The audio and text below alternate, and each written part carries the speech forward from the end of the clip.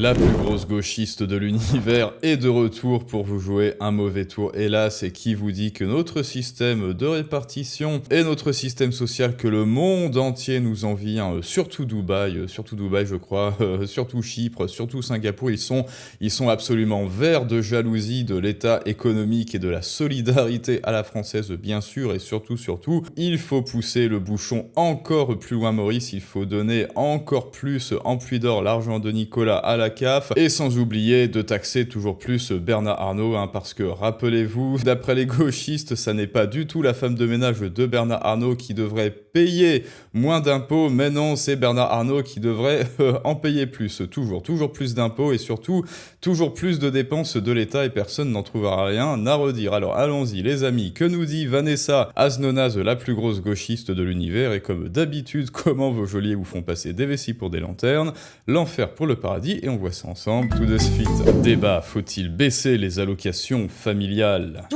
Moi, je pense que là, on va tous devoir faire des efforts, et ça, je l'entends totalement parce qu'on a une dette énorme, mais je trouve ça quand même assez indécent d'aller prendre dans les allocations familiales, qui sont quand même un des progrès sociaux que le monde entier nous envie et qui font de la France ce qu'elle est. Elle a tenu 20 secondes avant de dire...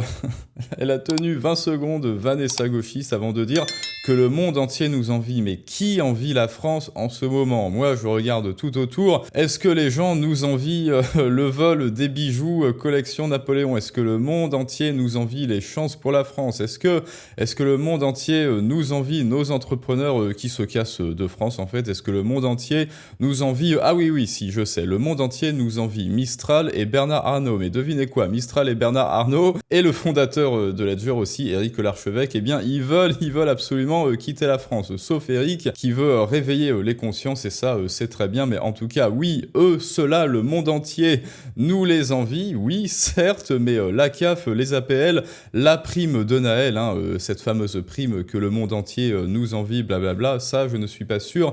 Vanessa, ensuite, elle avait dit un autre truc au début. Moi, je pense que là, on va tous devoir faire des efforts, et ça, je l'entends totalement parce qu'on a une dette énorme.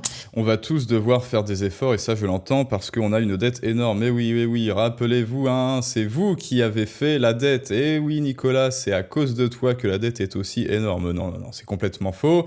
C'est à cause des parasites du haut. Alors oui, certes, on a voté pour eux. Enfin non, plutôt vos grands-parents et vos parents ont voté pour eux depuis la mythe errante, n'est-ce pas ? Et c'est vous, c'est vous qui allez devoir payer les pots cassés. Mais surtout, oui, l'État est un État nourri, ce qui va venir prendre soin de Naël et de sa prime et de toutes les chances et de tous ceux qui demandent l'argent de Nicolas, mais surtout, c'est Nicolas le parent en France, et dès lors que Gros Larcher et que d'autres piquent dans les caisses de l'État et font monter la dette qui est maintenant absolument intenable, donc vivement l'intervention de la BCE ou du FMI ou des deux à la fois en fait. Hein, voilà. Et bien là, devinez qui va devoir éponger la dette, devinez qui est-ce qu'elle invite à éponger la dette, et bien c'est toujours celui qui gagne du fric, qui accrète du fric et donc de la valeur sur le marché, et donc oui, ce sera toujours nous les bonnes poires.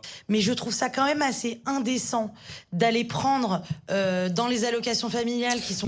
Non, Vanessa, ce qui est indécent, c'est la dette qui a été construite depuis ces dernières décennies. Ce qui est indécent, ce sont les impôts. Ce qui est indécent, c'est la dépense publique. Et ce qui est indécent, c'est la prime de Naël et les autres aides très généreuses, notamment les aides pour les étudiants étrangers qui viennent en France pour faire sociologie, psychologie.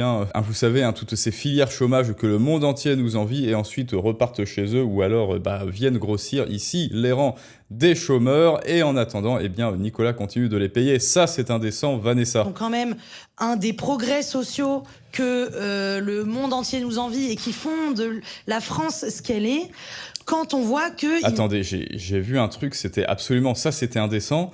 Élise Goldfarb, non, on va continuer de t'appeler Vanessa, entrepreneur avec un E à la fin. Bon, ok, génial, donc tu es entrepreneur, c'est-à-dire c'est toi qui te fais le plus enfiler, c'est toi qui te fais le plus enfiler Vanessa dans l'affaire, et tu en redemandes. Est-ce que vous croyez que Vanessa à peut-être, je dis bien peut-être, hein, développer le syndrome de Stockholm. Moi je crois que les Français, en vue de l'état actuel, soit ils sont complètement ignorants de ce qui est en train de se passer sous leurs yeux, soit ils subissent en silence. Ouais, bah comme Vanessa, ils ont développé le syndrome de Stockholm et ils demandent à leurs geôliers de les fouetter toujours plus haut, toujours plus fort, n'est-ce Sociaux pas? que le monde entier nous envie et qui Mais tu es entrepreneur dans quoi, Vanessa, d'ailleurs? Ne me dis pas que tu as un site en bleu et en blanc et qui commence par O. font de la France ce qu'elle est, quand on voit qu'il ne prévoit rien au niveau de la taxe Zuckman, par exemple, elle est complètement évincée, on ne prévoit Bah oui, tant mieux, parce que la taxe Zuckman est une fraude.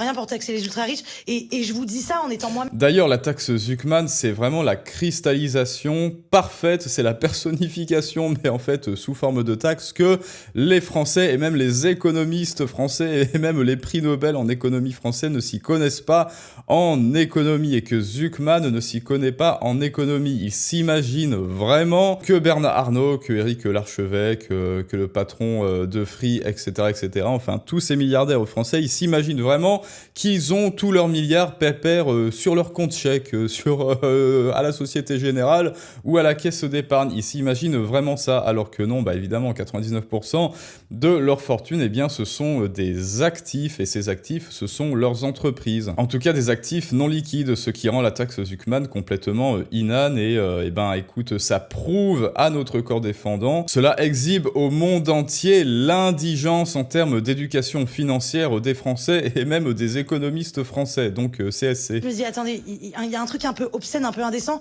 et vous savez, moi, j'ai grandi avec un père au chômage et une mère Voilà, storytelling de la S. Vous savez, c'était dur, j'ai grandi avec un père au chômage, et donc, s'il vous plaît, augmentez les impôts que je me sente mieux. donc une mère célibataire qui avait 3 enfants et qui travaillait comme une malade. Elle rentrait tous les soirs à 22h. Et encore, Oui, mais on a tous des parents qui travaillent comme des malades, qui travaillaient comme des malades et qui rentraient tard le soir à 22h, et on raconte ça aux autres, on raconte ça aux gens pour venir appuyer notre récit, et donc, j'ai raison, c'est tout, c'est exactement ça ce qu'elle veut nous dire. on était privilégiés, c'est-à-dire qu'elle avait un métier qui rapportait de l'argent. Sans la CAF, j'aurais peut-être pas eu accès à la culture, j'aurais peut-être pas eu accès, elle aurait peut-être pas pu m'acheter des livres. Si, elle t'aurait acheté beaucoup plus de livres sans la CAF, parce que s'il n'y avait pas eu la CAF, eh bien cela aurait voulu dire qu'il y aurait eu beaucoup moins d'impôts, beaucoup moins de prélèvements sociaux ponctionnés sur le salaire de tes parents, pour alimenter la CAF, ce qui veut dire que leur net aurait été beaucoup plus proche de leur brut, voire de leur super brut, ce qui veut dire qu'ils auraient travaillé pour avoir le vrai fruit de leur travail, et donc avec ce surplus d'argent, mais en fait c'est leur argent à eux, étant donné qu'ils l'auraient récupéré directement dans leur poche plutôt que de le livrer aux services publics et autres CAF et autres CPM, eh bien ils t'auraient acheté 10 fois plus de livres, et donc tu aurais peut-être été 10 fois plus intelligente, Vanessa, et tu te serais certainement gardé de dire que la CAF c'est trop bien, regardez, de l'argent magique. Ah non, en fait c'est pas de l'argent magique, c'est juste l'argent qu'on a ponctionné à mes parents et qu'on leur redistribue avec un cycle sans fin et un aller-retour complètement inutile, mais avec les taxes en plus.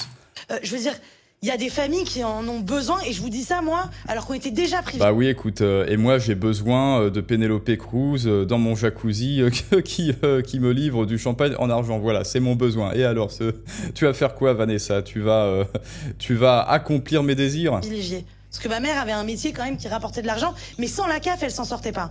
Donc, imaginez des gens dont les parents... Sans la CAF, elle s'en sortait pas. Mais là, est-ce que tu te rends compte que c'est un autre but contre ton camp, Vanessa? Oui, sans la CAF, non, c'est avec la CAF. Avec cette putain de CAF, elle ne s'en sortait pas, alors qu'avec son salaire, sans les ponctions de la CAF, elle s'en serait sortie, crois-moi.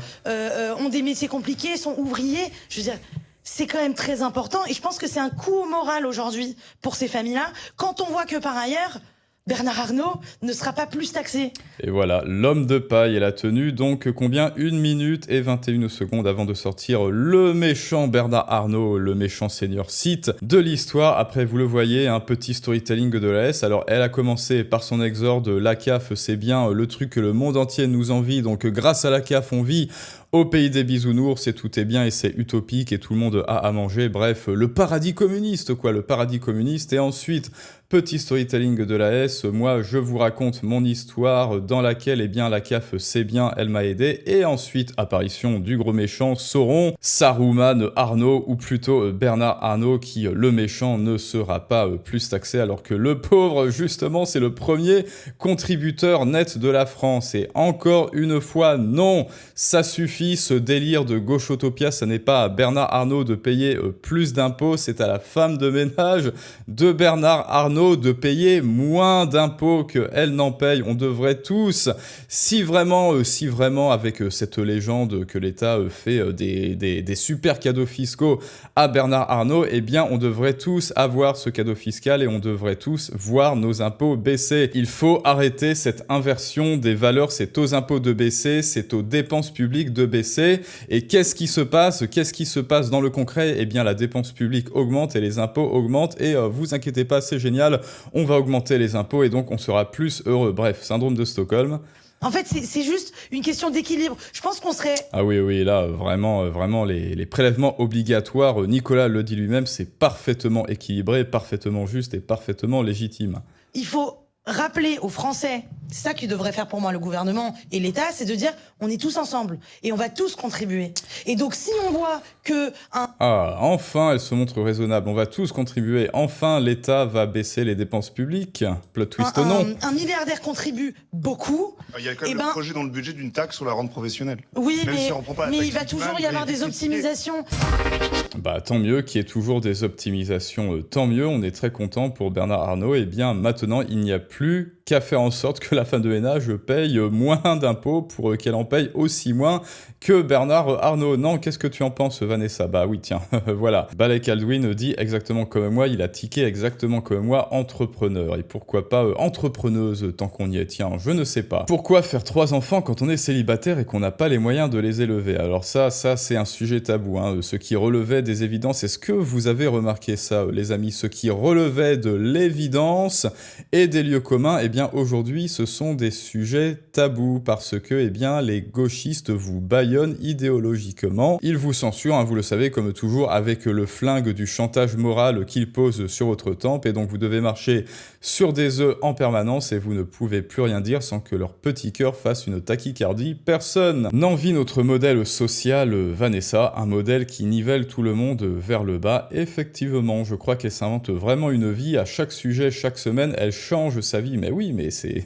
exactement ça. Un jour, elle va dire qu'elle a vécu dans la misère, mais que grâce à la petite fée, non pas la fée bleue, mais la CAF, eh bien, elle s'en est sortie. Et donc, justification de l'histoire, il faut absolument augmenter la CAF, bien sûr. La semaine dernière, elle parlait de ses parents, et là, elle parle qu'elle a grandi qu'avec sa mère.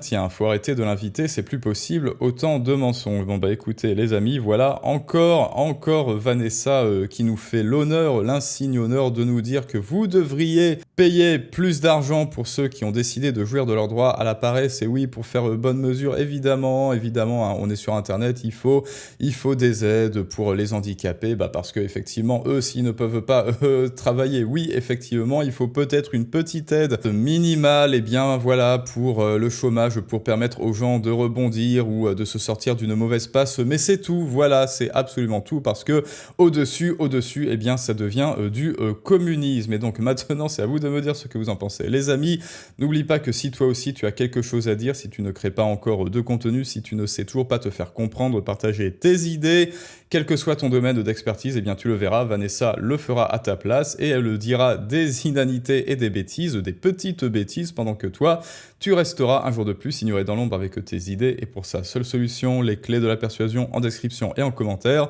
pour apprendre à te faire comprendre et à augmenter ton impact sur le monde. Maintenant, c'est à vous de me dire ce que vous en pensez, les amis, et je vous dis à tous à très bientôt pour un prochain storytelling du monde moderne, mais ça, c'est une autre histoire.